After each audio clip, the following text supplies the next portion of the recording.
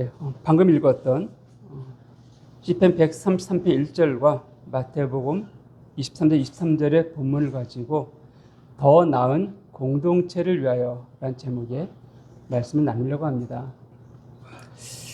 이번 수련회 때 공동체 훈련을 통하여 배운 교훈이 있다면 우리의 삶에 있어서 삶을 나눔에 있어서 절대 진리는 없다는 것입니다. 처음에 내 생각을 정리하고 다른 사람들과 나누면서 내가 생각하지 못한, 내가 처음 정리했을 때는 이것이 정답인 것 같고 이것이 꼭 옳은 것 같다 여겼지만 다른 사람들과 생각을 나누게 되면서 내가 미처 보지 못했던 것을 보게 되고 또 그의 생각을 듣다 보니까는 그것이 옳다는 것을 인정하게 되어지고요. 이게 2명만이 아니라 이 팀들이 늘어나면서 참 생각들이 많이 바뀌었던 것들을 보게 됩니다. 그러다 보니까 내가 처음 이것이 옳다 여겼던 그것들이 시간이 지나면서 다른 사람들과 생각을 나누면서 많이 바뀌었던 것들을 보게 되어졌습니다. 이걸 따라 우리는 절대 진리가 없다. 자, 우리가 함께 공동체 생활함에 있어서 많은 어느 공동체나 마찬가지이지만 어려움이 존재한다는 것은 마음이 맞지 않아서이죠. 그 배후에는 내 생각이 옳아. 이것이 있기 때문에 그렇습니다. 그러나 내가 한번 내 마음을 잠깐 내려놓고 상대방의 의견에 귀를 기울이게 되어지면 꼭 내 것만이 옳지 않다는 것을 이해할 수 있고 인정할 수가 있었습니다. 또 우리가 이 훈련을 통하여서 보게 되는 것은 자, 여러 사람 함께 모여 있을 때 그 대화를 주도해 가시는 분도 있고요. 또 어떤 분은 별로 말이 없다가 이렇게 마음이 참 뭐 이렇게 하려고 하는데 거기에 자기 의견을 한번 딱 말함을 통하여서 이거 우리가 보지 못했던 거고 생각하지 못했던 내용이네 하면서 생각들을 바꾸게 만드는 그런 역할을 하신 분도 있었고요. 또 어떤 분은 서로 의견이 맞지 않고 대화들이 막 중구난방식 흩어져 있을 때 그걸 모아 정리해 갖고 정리해주는, 그래서 마음들을 모아주는 이런 역할을 하시는 분도 있었습니다.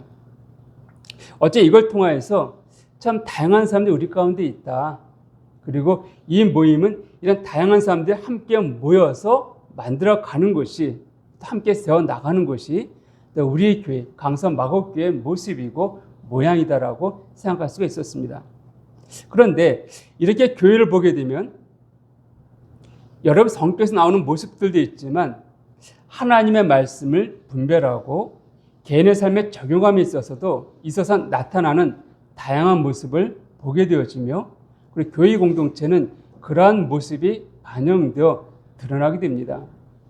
즉 교회 공동체의 더 깊은 연합과 사귐을 이루기 위해서 우리는 내가 어떤 역할을 하고 있는가, 나는 이 교회 가운데에서 아까 대화를 나누면서 이런저런 것들 통하여서 교회 공동체 훈련 가운데에서 좋은 올바른 결론을 도출하기 위해서 내가 애썼던 것처럼 나 이 교회 가운데 어떤 영향력을 미치고 있고 이 교회가 하나님 보시기에 더욱 견고하고 아름다운 공동체를 세워주기 위해서 나는 어떤 위치에 있는가, 어떤 역할을 하고 있는가, 나는 어떤 영향력을 미치고 있는가, 이 부분에 대해서 함께 살펴보려고 합니다.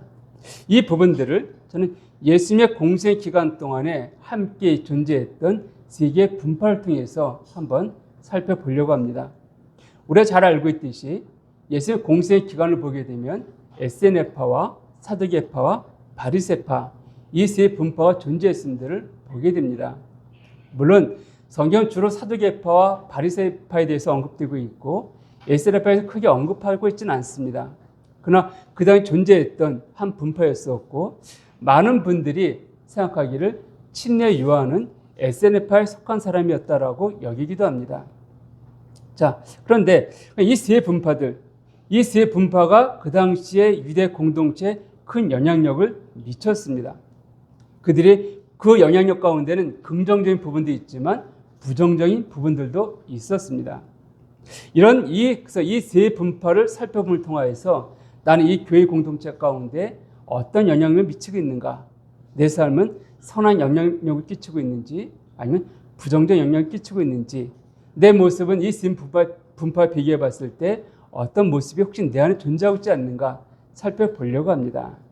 자, 먼저는 첫 번째 SNF파입니다. 이 SNF파는 유대교의 타락을 비판하며 광야로 가서 공동체의 삶을 살던 사람들입니다. 이들은 종말론적 기대 속에서 철저한 정결례와 공동소유, 근육주의, 그리고 선택받은 사람의 삶을 강조하였습니다. 이러한 모습은 초기 기독교의 종말론적인 경건 정통과 일치한다라고 할 수 있습니다. 또한 오늘 기독교 사본학에 있어서 우리 성경이죠. 이 성경의 원본이 할 수 있는 원본은 없지만은 이 사본학에 있어서 굉장히 큰 영향력을 미치고 있는 사회사본을 작성한 자들이라고 여기고 있습니다. 그럼에도 불구하고 이들 그 당시에 굉장히 경건한 삶을 살았고 또 하나님의 말씀을 사모하고 그리고 우리 필사하신 분들이 있지만은 요새 우리 교회도 있고 많은 분들이 성경 필사하신 분들이 있는데 이렇게 필사한 사본을 남길 정도로 굉장히 뛰어난 신앙심이 있었지만 그러나 아쉽게도 이들은 위대 공동체에는 큰 영향력은 끼치지 못했습니다. 왜냐하면 이들은 위대 공동체와 구분되어져서 자기들만의 공동체를 만들고 그 안에서 생활했기 때문에 그렇습니다. 교회 안에서도 이런 불의의 사람들이 있습니다. 이런 불의의 사람들은 함께 모여서 교회를 세워나가기보다는 자기 스스로의 신앙생활에 만족해하고 있습니다. 우리가 보기에 그들의 영적인 상태를 보게 되면 참 좋습니다. 왜냐하면 하나님과의 관계에 있어서 전혀 문제가 없습니다. 그리고 신앙생활에 있어서도 참 경건한 모습들을 우리가 보게 되어지고 누가 봐도 저 사람 규모 있고 경건한 삶을 사는 그리스도인이다 이렇게 여길 수가 있습니다. 그러나 SNF파가 그들의 신앙과 경건의 삶에 있어서 누가 봐도 훌륭한 삶을 살았다 하지만 그들의 믿음 안에서 위대 공동체에 선한 영향력을 끼치지 못한 것처럼 정말 그들의 그 삶들이 그 공동체에 정말 영향력을 끼치지 못했다. 좋은 정말 주님 보시기에 아름답고 훌륭한 삶을 살았다 하더라도 영향력을 끼치지 못했다고 한다면은 과연 그것이 주님 기뻐하신 삶일까라고 우리 생각하게 됩니다.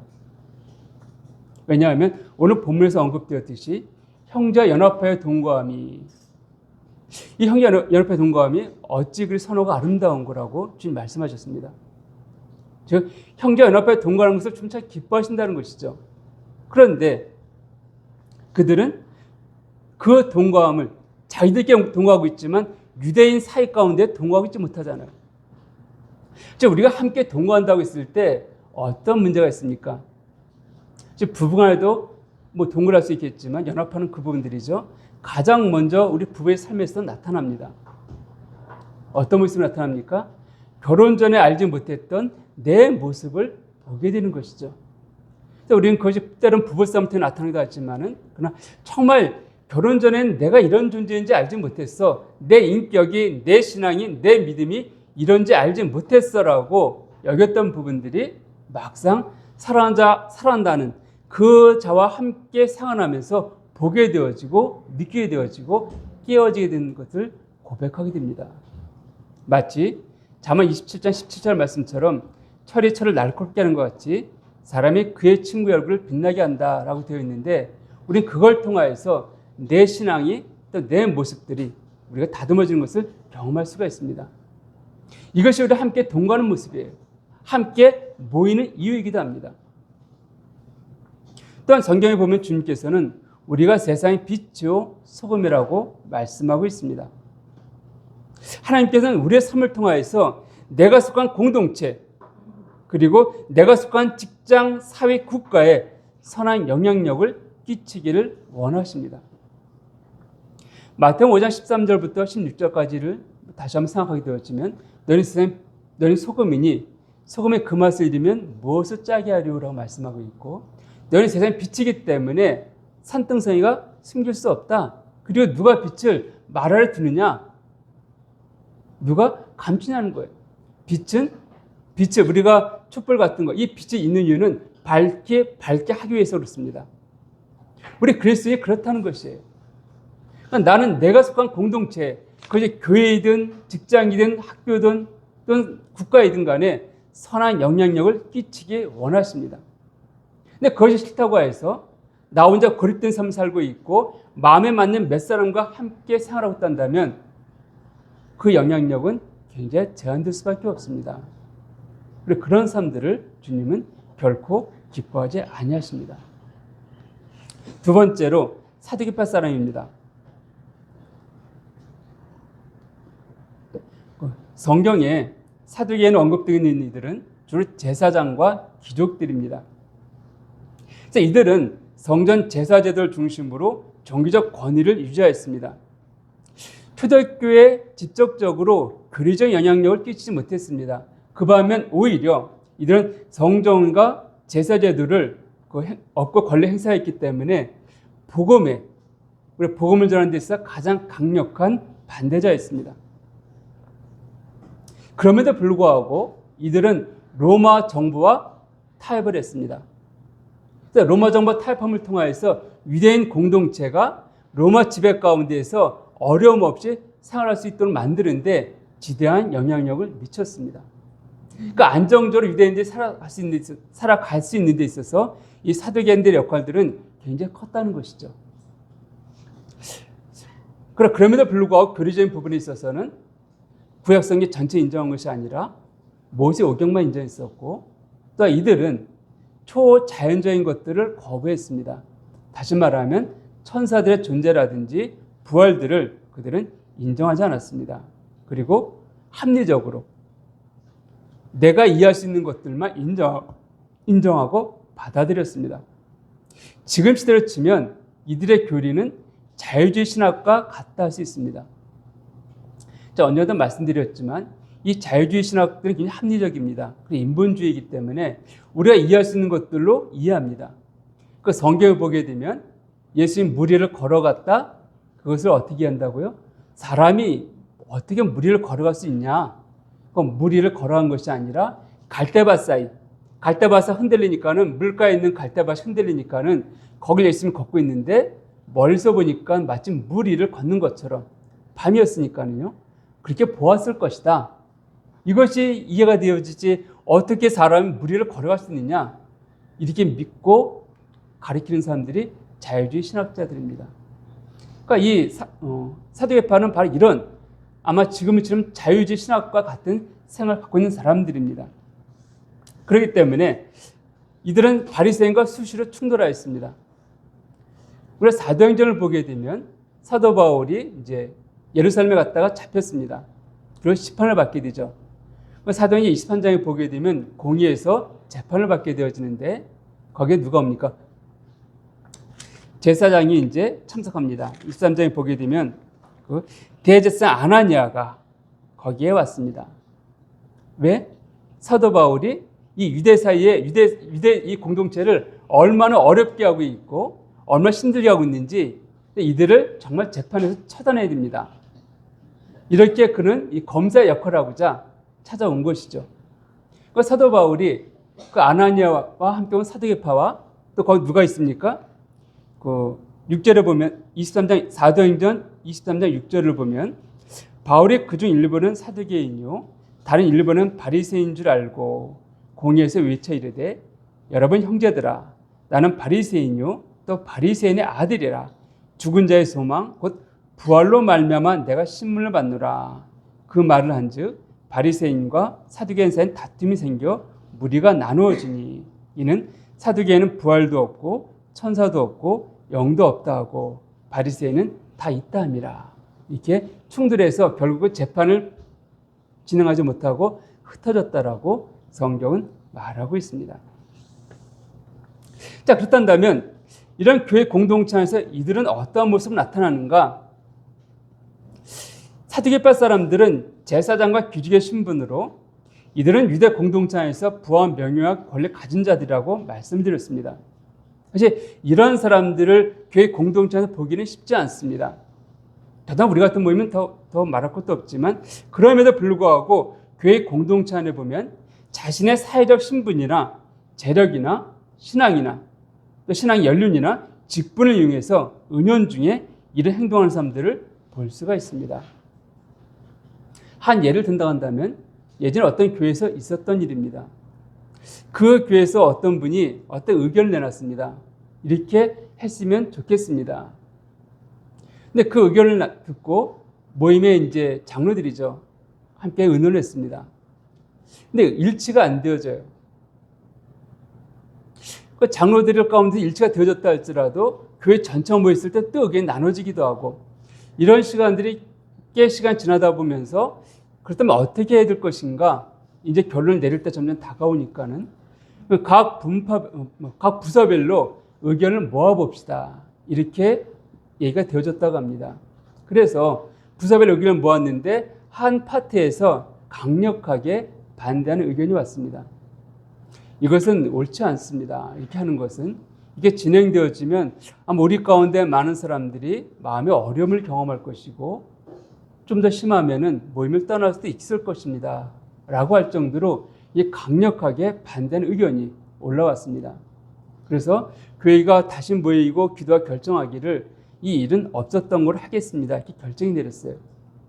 자, 그럼 어떻게 해야 될까요? 우리가 순종하고 따라가야 되겠죠. 그런데 이 제안을 하신 분이 이게 결론이 자기 뜻대로 결론이 난 것이 아니라 반대로 나게 되어지니까 마음에 좀 어려움이 있었나 봅니다. 좋게 말하면 마음의 어려움이라 할 수 있겠는데 이번에 교회 헌금을 안 했습니다. 안 했어요. 뭐 한 분이 헌금 안 한 게 뭐 대수인가 할 수 있겠지만 제가 그 교회 헌금이 얼마나 나온지 모르겠습니다. 근데 비슷한 규모의 이제 모임들을 몇 군데 가면서 뭐 가다 보면 저희처럼 재정 보호하는 게 있기 때문에 볼 때가 있습니다. 근데 이번에 헌금을 이제 제가 얼마큼 했다라고 들었을 때 다른 모임과 비교해 보면은 그 모임의 거의 반, 최소 5분의 2에서 반 정도 헌금을 담당하셨던 분입니다. 우리 모임에서도 헌금 반을 누가 담당하고 있다? 굉장히 크죠. 근데 그분이 헌금을 안 했습니다. 그 정도 헌금이 안 들어왔다는 거예요. 우리도 만약에 어느 분이 그 정도 헌금을 책임지고 있다 헌금을 안 했습니다. 그럼 어떻게 되어질까요? 당장 월세 내야 되고 뭐 그냥 굉장히 많은 것들이 있는데 교회가 비상에 걸렸습니다. 장로들도 그렇고 그것을 채우느라 왜냐하면 그 정도 나가는 금액들이 있지 않습니까? 월세도 나가야 되고 선교사도 후원금 나가야 되고 이것들이 꽤 큰 규모가 꽤 있는 모임이기 때문에 재정도 우리가 비교할 수 없을 정도의 재정입니다. 그분 혼자 하는 것이 저희 재정이 몇 배를 하고 있어야 했어요. 그 정도 크셨던 금액 하지 않게 되니까 교회가 비상에 걸렸습니다. 자, 이것이 바로 사도계에는 뭐가 다를까요? 내가 이 재정을 통해 이 교회를 이렇게 유지해 나오고 있었는데 내 말대로 안 들어? 그럼 나 안 하겠어. 이런 생각들. 또 다른 부를 보게 되었지만 교리적인 면에서도 마찬가지입니다. 어떤 진리를 우리가 함께 모이는 것은 하나님 뜻이 무엇인지를 올바로 배우고 우리가 올바른 진리 가운데 세움을 입기 위해서 그렇습니다. 그런데 이런 분들은 진리를 추구하면 배우려 하지 않고 자기가 들었던 것 이상 나가지 못하고 나는 성경적이야. 성경대로 우리는 모여야 돼. 라고 여김에 주장하신 분들이 있습니다. 뭐 이거 한 교회보다 한 예를 든다면 저희 모임 가운데 예전에 지금은 거의 모든 모임이 반주를 합니다. 뭐 안 하는 모임들 물론 있긴 해요. 근데 그렇다고 해서 그들이 반주 안 하는 게 옳다 이런 개념은 아니지만 예전에 이것 때문에 많은 논쟁이 있었습니다. 그 논쟁의 핵심이 무엇인가? 성경에 보게 되면 예배 때 반주하라고 언급이 없는데 왜 반주를 해야 되느냐? 그건 옳지 않다. 그러니까 우리의 몫을 한 찬양하는 것이 이것이 옳은 것이다. 이렇게 주장하신 분들이 꽤 많았습니다. 그 반대 생각해 봅시다. 성경에 예배 때 반주하지 말라는 말씀이 있나요? 없잖아요. 그러니까 이것 때문에 굉장히 많이 다툼이 있었습니다. 또 있습니다. 우리 모임에 굉장히 선교에서 열심히 귀한 단체가 있습니다. 열린길 선교회라고 있는데 이 선교회를 만들려고 할 때에도 많은 다툼과 분란이 있었습니다. 왜냐하면 성경에 보면 선교회가 어디 있느냐? 그냥 나가 전도하지 않았냐? 선교하지 않았느냐? 근데 왜 선교회를 만드냐? 그건 아무 의미가 없다. 성경 없는 것을 만드는 거 옳지 않다. 이것 때문에 많은 논쟁들이 있었습니다. 예, 성교회가 없습니다. 그런데요, 지금 우리 이제 굉장히 많은 성교회가 나가고 있는데 성교회가 없이 그들에게 혼자 나가게 되어지면 그들 누가 체계 있게 관리하고 후원하고 하겠을까요? 저희도 지금 선교비를 얼마 전에 보내고 있는데 그걸 어디로 하고 있습니까? 선교단체에서 모아서 배분하고 있지 않습니까? 정말 우리가 말 그대로 친다고 한다면 성경 없으니까 하지 말아야 돼. 성경에 있으면 그대로 해야 돼.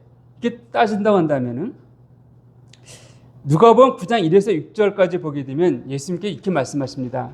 그 사도들에게 말씀하시기를 예수께 12제자를 불러 모으사 모든 귀신을 제어하며 병을 고친 능력과 권을 주시고 보냈습니다. 말씀하시기를 이르시되 여행을 위하여 아무것도 가지지 말라. 지팡이나 배낭이나 양식이나 돈이나 두벌옷을 가지지 말며 어느 집에 들어가든지 거기서 머물다가 거기서 떠나라. 이게 말씀하셨어요. 그러다가 누가복음 22장 35절에 이제 가게 되면 예수님께서 잡히시기 직전에 이렇게 말씀하십니다. 자, 35절부터 읽어드리면 그들에게 이르시되 내가 너희를 전대와 배낭과 신발도 없이 보내었을 때 부족한 것이 있었느냐? 이르되 없었나이다. 이르시되 이제는 전대 있는 자는 가질 것이요 배낭도 그리하고 검 없는 자는 겉옷을 팔아 살지어다. 자, 이젠 검을 가지고 떠나라는 거예요. 자, 선교하러 갈 때 칼을 갖고 떠나라. 이게 말씀하신 거잖아요. 문자 그대로 하게 되어지면 그렇게 나가야 되지 않습니까? 근데 지금도 선교사 나가면서 총 들고 가시는 분 있어요? 칼 들고 가시는 분 있나요? 없잖아요. 우리 잘 알고 있듯이 그 엘리엇 이 형님 같으신 분들은 총이 있음에도 불구하고 자기를 공격하는 원주민을 향해서 한 발도 쏘지 않았다라고 책에 보면 나와 있습니다. 무기가 없어서가 아니에요.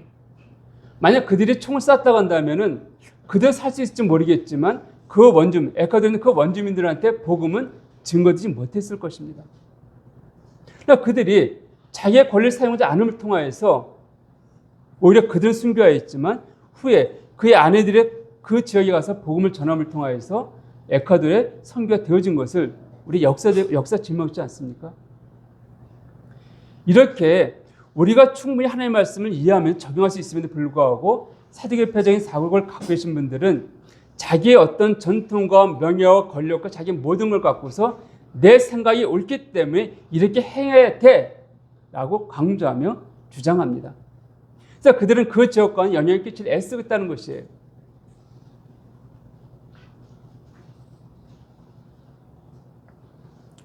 그의 일이 있어서 또한 마찬가지입니다. 이들은 어떤 일을 행하고 결정함에 있어서 아까 사두개인들 합리적이라고 말씀드렸죠.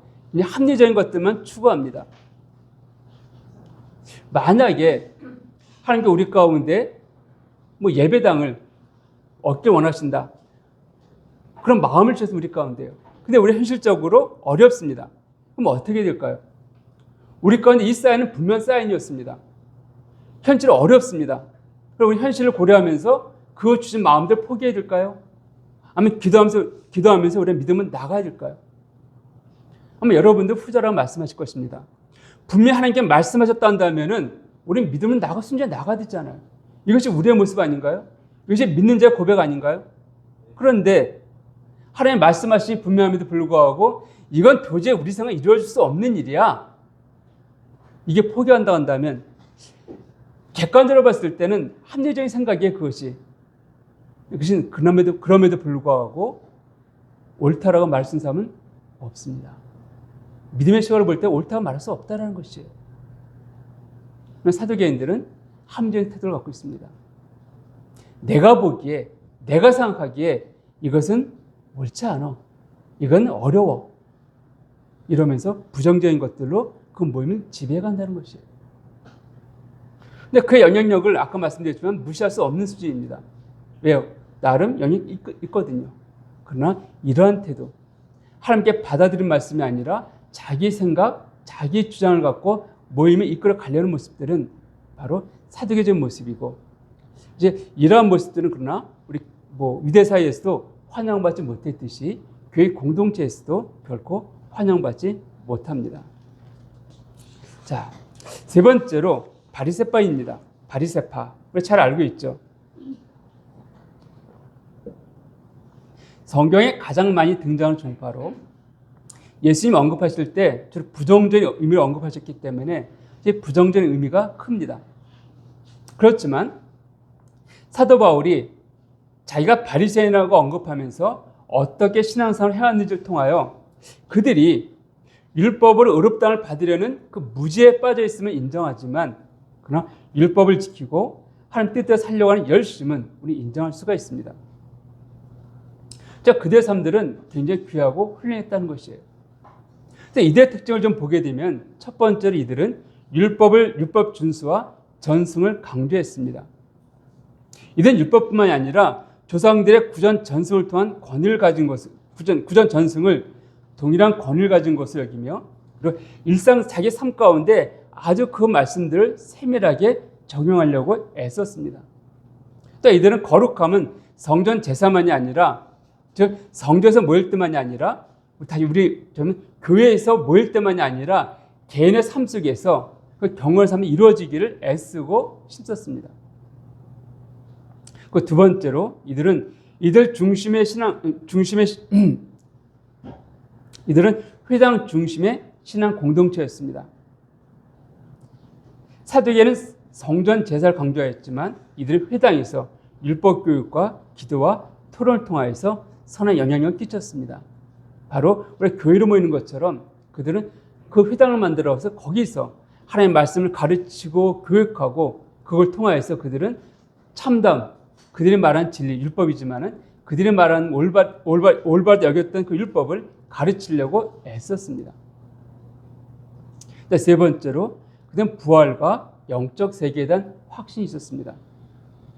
무엇보다 네 번째로 그들은 유대 공동체에서 함께 생활하며 실제적인 관계를 통하여서 영향력을 끼쳤습니다.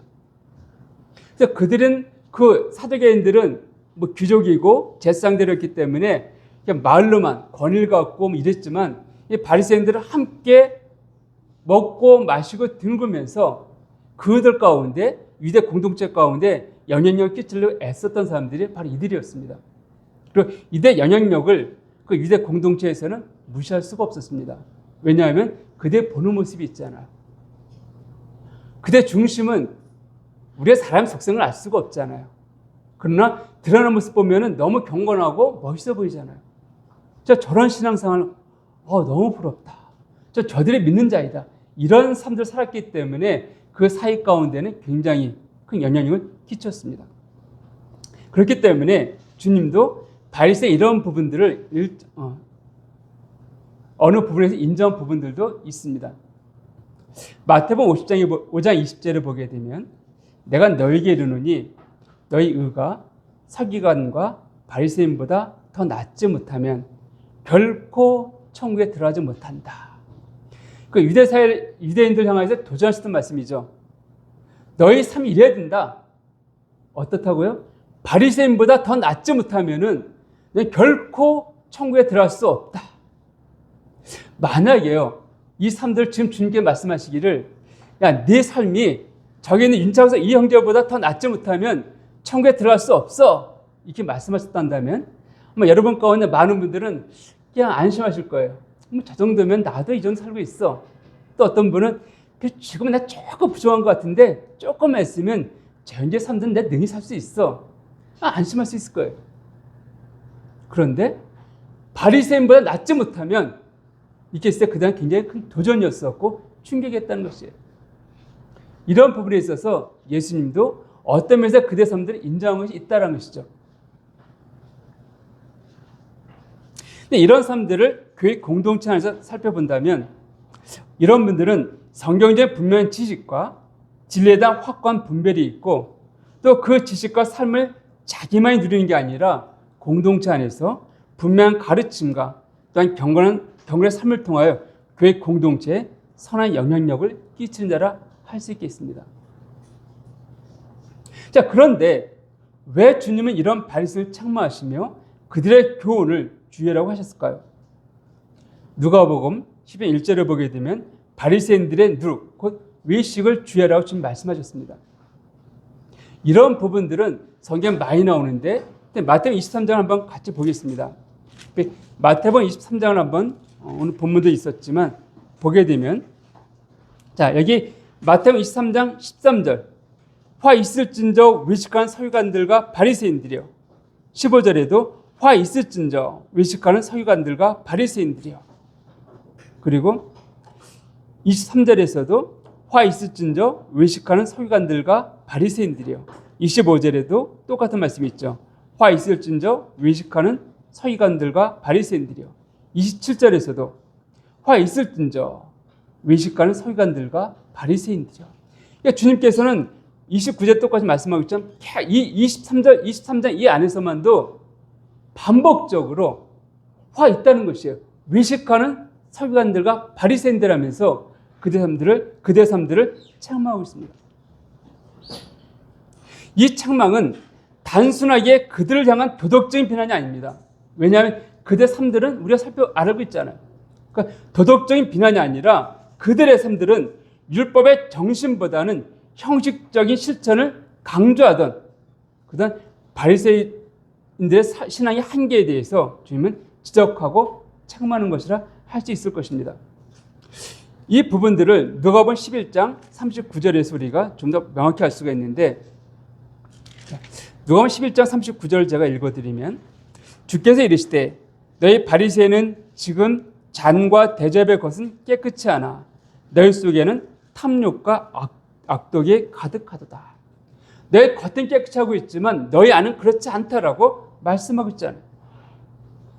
너희 율법의 외적인 모습은 지키고 있지만 진정 중요한 율법의 정신은 너희가 따르지 않고 있다. 이 말씀인 것이죠. 그럼 율법의 정신은 무엇일까요?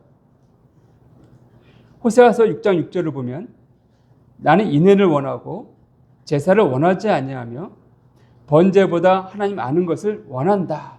이 말씀을 통하여서 주님은 좀 나는 네 옆에 있는 사람들, 네 이웃을 정말 어진 마음을 사랑한 이것을 원하는 것이지 내가 그들한테 막대하고 함부로 하고서 잘못해서 회개하고 제사 드리고 이걸 원하는 게 아니다. 난 정말 내 주변 사람들, 네 이웃 사람들을 정말 정성껏 지극히 사랑하는 마음을 갖고 대하는 건 이것을 원하는 것이다. 이게 율법 정신이라는 거예요.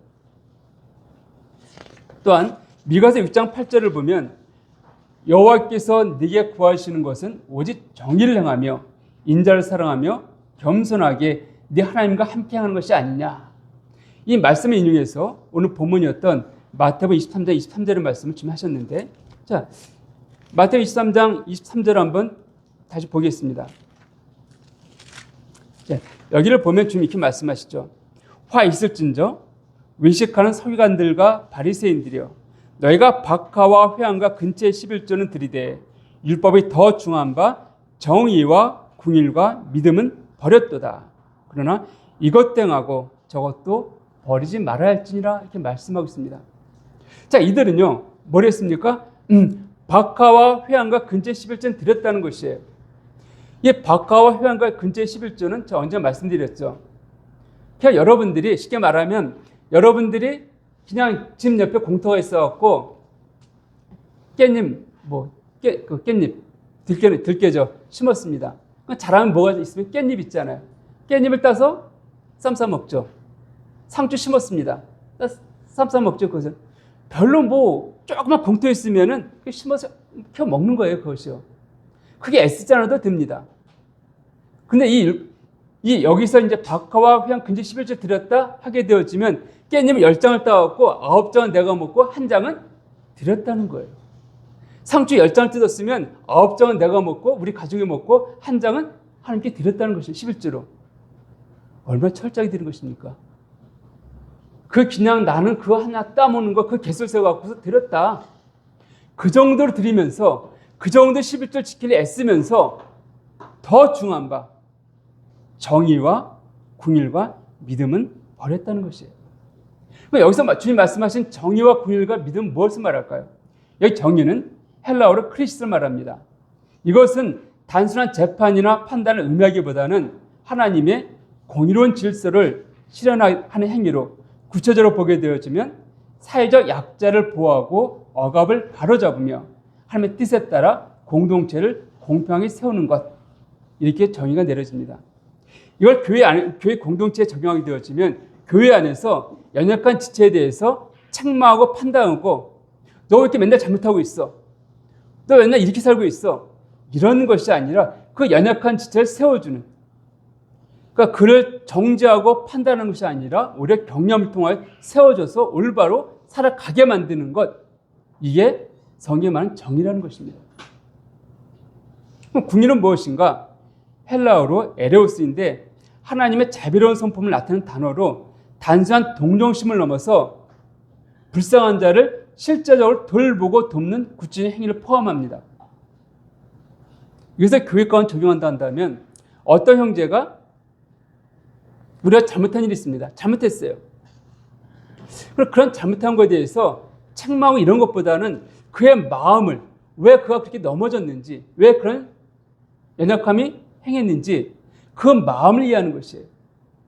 그리고 그 마음을 이해하고 그를 격려해서 세워주는, 이것이 바로 궁일이라고 이해하시면 됩니다.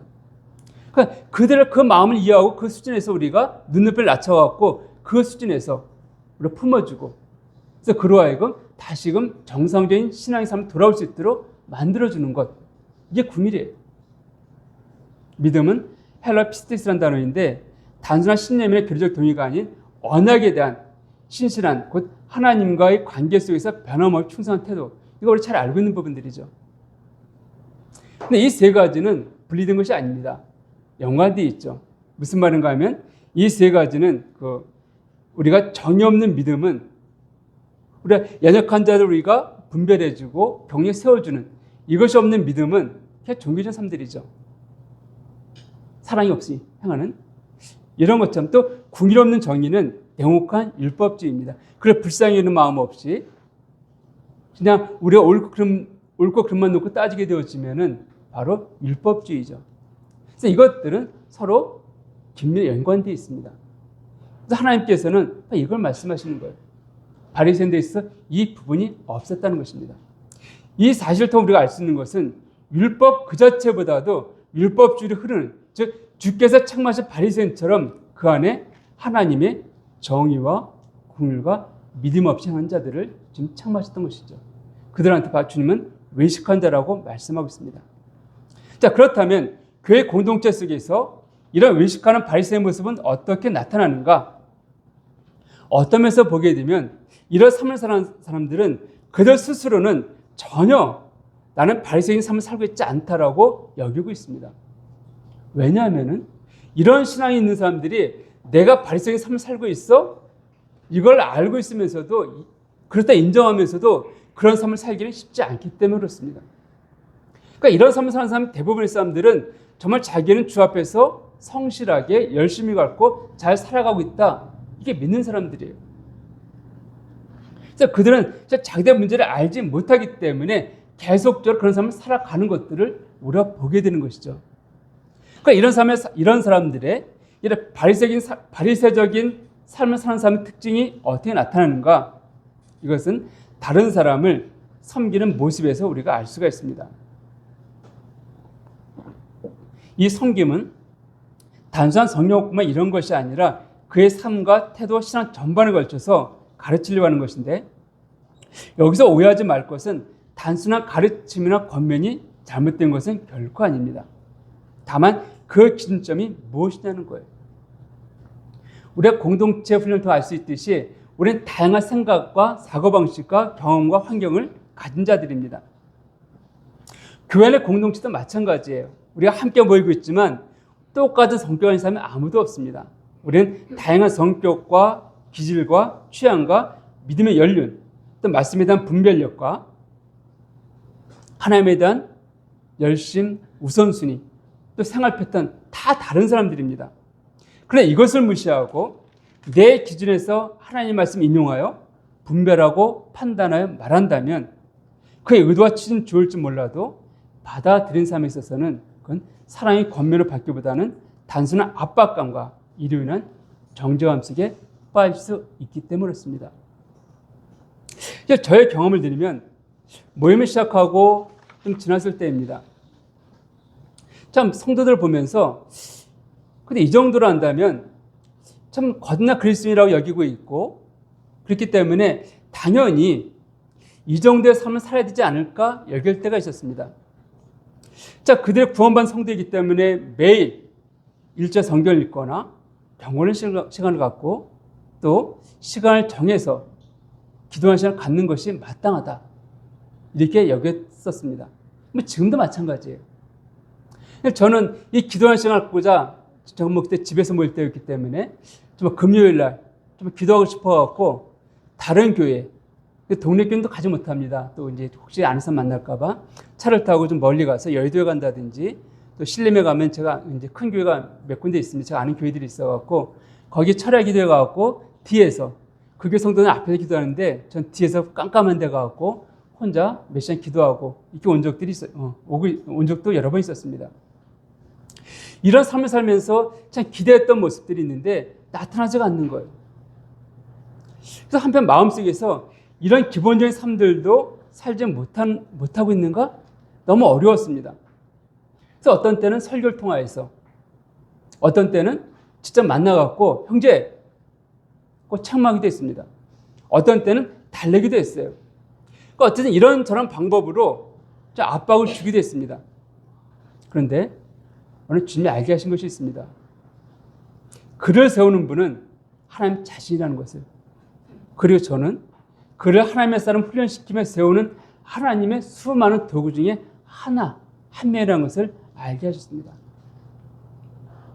그렇게 주님이 하신 말씀을 듣고 생각해 보니 내가 애썼던 그 이유, 내가 형제의 유익을 위해서 신앙인이면 당연히 이렇게 살아야 돼 라고 강조하고 주장했던 그 부분들이 실상은 그의 유익이 아니라 내 유익과 그의 피를 채우기 위함이 더 컸음을 보게 됐습니다. 저는 그들이 빨리 자라서 전도도 하고 이런저런 섬김을 통하여 내 삶이 좀 여유있게 되기를 원하는 마음과 함께 교회가 좀 더 많은 사람들을 채워지기 원하는 지극히 인간적인 생각이 그대의 유익을 위하여 섬긴다는 이름으로 행했던 것이죠. 그렇게 그대의 삶의 성숙을 위하여 기도와 섬김 그리고 인내보다는 이렇게 하는 것이 마땅해 오라, 이 한 가지 이유만으로 그들에게 강요하고 판단하고 책망했던 것입니다. 전에 우리 교회에 어느 형제가 나온 적이 있습니다. 그걸 판단한 것은 아니지만 그가 잘 나오다 갑자기 나오지 않습니다. 그 이유가 이 형제가 예배 때 있는데 누군가가 음료를 마시는 걸 봤습니다. 근데 저한테 말하는 거예요. 어떻게 거듭난 성도가 예배 때 음료를 마실 수 있습니까? 이게 무슨 교회입니까? 나 이런 게 나올 수 없습니다. 그래, 안 나와요. 예, 저도 예배 때 음료 마시는 것 꼭 좋다 여기진 않습니다. 그런데요, 이 예배 때 커피를 마시는 분이 예배 시간 때 이건 참 카페다. 카페 창밖에 보니까 나무도 멋있고 참 아주 그냥 분위기 좋은 카페 와서 난 커피를 마시고 있는 거야. 이러면서 그가 커피를 마실까요? 아니면은 예배 시간 때 정말 내가 피곤하기 때 졸지 않으려고 애쓰다 보니까는 그 잠을 쫓으려고 내가 커피를 마시고 있을까요? 어느 쪽에 생각하십니까? 진짜 우리 가운데 누구라 할지라도 이 예배 시간 때 음료를 마시면서 난 좋은 카페에 와 있어. 너무 좋은 카페에서 이 차를 마시니까 너무 맛있네. 이러면서 마시는 분은 아무도 없습니다. 오히려 하나님 앞에서 더 힘써 예배를 드리고자 그는 그 잠을 깨고 육체의 피곤을 쫓아내고자 차를 마시고 있는 거예요. 이렇다고 한다면 하나님 보시기에 어느 게 더 귀하고 아름답게 여기실까요?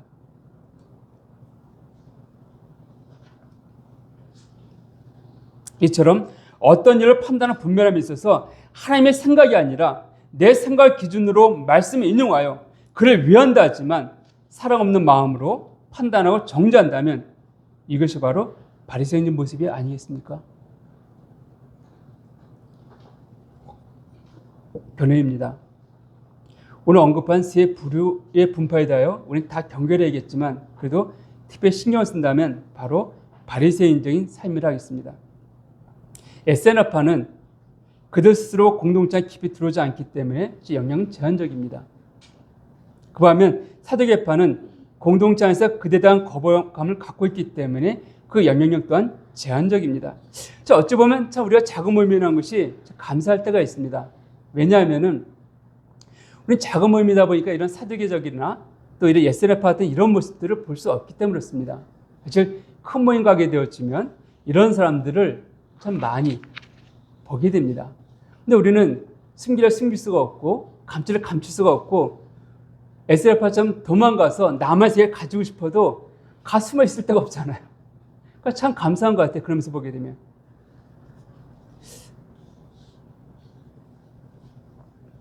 그러나 바리새인적 사람들은 이제 그들 스스로 공동체 안에서 핵심임을 자인하며 공동체 안에서도 그대 지식과 열심과 삶에 대하여 뭐라 할 수 없기에 그대의 말과 행동은 공동체 안에 큰 영향력을 미치게 됩니다. 근데 작은 공동체에서 더 그렇다는 것이에요. 그렇지만 그대의 좋은 모습과 다르게 때로는 그들의 열심이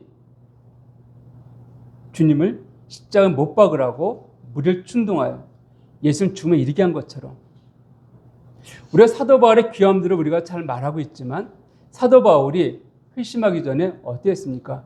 스데반이 죽을 때 많은 사람들이 그대 겉옷을 벗어서 사도 바울 앞에 내려놨다고 말하고 있습니다. 이것은 사도 바울이 스데반 죽음을 그 장면에서 굉장히 중요한 역할을 했다는 것이에요.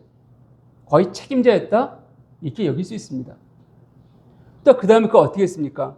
9장에 보게 되면 이제는 유대인들을, 그러니까 예수 믿는 그리스도를 잡아들이려고 다메섹으로 가다가 주를 만난 거 아닙니까? 자, 그들은 열심히 주를 섬긴다고 했지만 그릇된 열심이 오히려 주님 십자가에 못 박았고 그때 예수 믿어 피 발던 것들처럼 오늘 역시 마찬가지입니다. 내가 정말 형제를 위한 것이야, 교회를 위한 것이야 말하는 그 부분들 가운데에서 그 기준이 하나님이 아니라 내가 된다고 한다면, 그리고 그 권면이 사랑이 아니라 내 지식, 내 성경 지식이 근거가 되어지고 내 경험이 근거가 되어진다면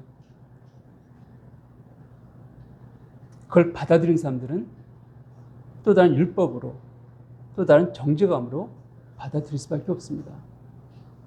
사랑하는 여러분, 예수님은 어떠하셨습니까? 예수님 겟세마네 동산에서 기도하시러 가셨습니다. 특별히 베드로와 야고보와 요한을 너무 사랑하셨기 때문에 그 세 명을 데리고 가셨습니다. 그런 말 부탁하십니다. 내가 너무 힘들다. 나를 기도 좀 해달라. 그리고 조금 더 기도하셨습니다. 근데 이 세 명의 제는 어떻게 했나요? 그냥 잤어요. 한 번도 아니고 3번씩이나. 자, 예수님께서 죽음을 앞에 두고 너무 힘들어서 정말 기도 좀 해주라고 부탁했는데 그 잠깐 못 자고 졸고 있는 거예요. 자고 있는 거예요. 만약 여러분이 그 예수님 입장이면 어떻게 했을까요? 아마 제가 굉장히 화가 났을 것 같습니다. 예수님 말씀하시기를 자고 쉬라. 책망하지 않으셨습니다. 자고 쉬라.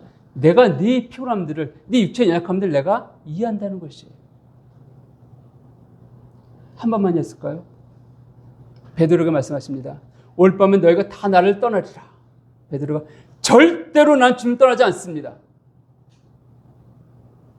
주님이 닭이 울기 전에 3번 나를 부인할 것이다. 그대로 부인했습니다. 그럼 베드로 향해 주님 뭐라고 말씀하십니까? 책망하셨나요? 아니에요.